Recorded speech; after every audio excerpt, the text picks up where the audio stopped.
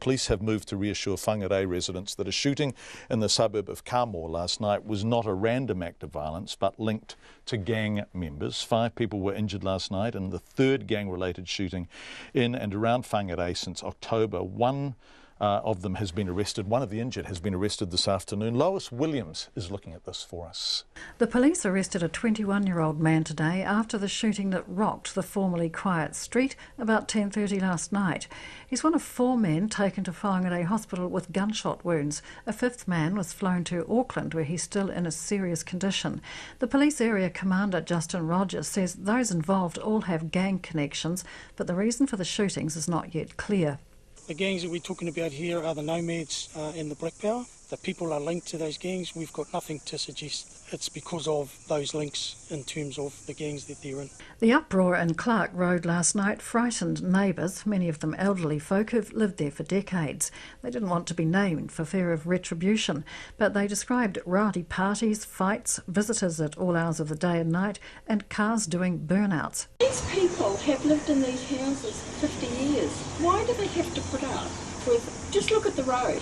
Look at the burnouts on the road. Oh, yeah. You know? That guy was in the white car. He was hooning round and round there. Smoke was flying up in the air about a week ago, wasn't it? Or 2 weeks ago. It's the third gang-related shooting in Whangarei since October, when 2 gang members were killed. And on the streets of Whangarei today, people were feeling anxious and a little angry.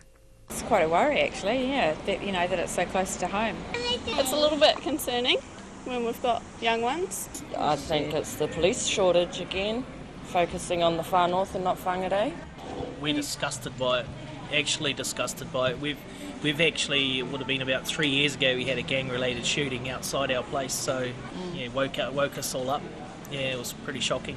Kids were horrified. We basically... Gunshots going off and yeah. thinking, wondering, are they safe in their own walls? Because yeah. It was only really a couple of 100 metres away from our house. Yeah.